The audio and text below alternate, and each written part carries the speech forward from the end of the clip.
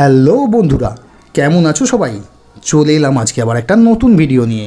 দিওয়ালির আগে থেকেই আমরা ভিডিও শ্যুট করে চলেছি, কিন্তু সেটা যে এডিটিং করে তোমাদের সামনে তুলে ধরবো, তোমাদের সাথে শেয়ার করব, সেই টাইমটুকু পাচ্ছিলাম না, বিশ্বাস করো। তাই দিওয়ালির আগের দিন থেকে শুরু করে একদম আমরা আজকে পর্যন্ত কি করলাম পুরো ভিডিওটা ছোট্ট ছোট্ট করে তোমাদের সামনে তুলে ধরবো বলে আজকে ভিডিওটা নিয়ে চলে এলাম। দেখতেই পাচ্ছ, এদিকে আমরা সমস্ত পুজোর দরকারি জিনিসপত্র কেনাকাটি করে নিলাম, যেমন ধরো মোম, ঝাঁটা, প্রদীপ, আরও যা যা জিনিসপত্র লাগে সমস্ত কিছু। এছাড়াও কিন্তু আমরা মায়ের জন্য একটা স্পেশাল জিনিস কিনেছিলাম, সেটা হলো গিয়ে একটা সোনার টিপ।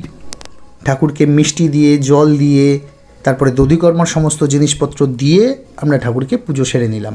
এই ঘরে আমরা ঠাকুরের সামনেটা কিভাবে ফুল দিয়ে সাজিয়েছি, কিভাবে রঙ্গোলি করে সাজিয়েছি, এছাড়াও কিভাবে লাইট দিয়ে সাজিয়েছি, সবটা তো তোমরা দেখেই নিলে। চলে আসো এবারে পাশের ঘরে কিন্তু তোমাদের জন্য আরও ভালো জিনিস ওয়েট করছে। এই ঘরেও আমরা টুনি দিয়ে সাজিয়েছি। এছাড়া এই যে স্পেশাল জিনিস দুটো দেখতে পাচ্ছ, এই দুটো কিন্তু আমাদের হাতে বানানো, ফেসবুক ভাইরাল এই ক্যান্ডেল আমরা কিন্তু হাতে বানিয়েছি। কেমন হয়েছে অবশ্যই জানিও।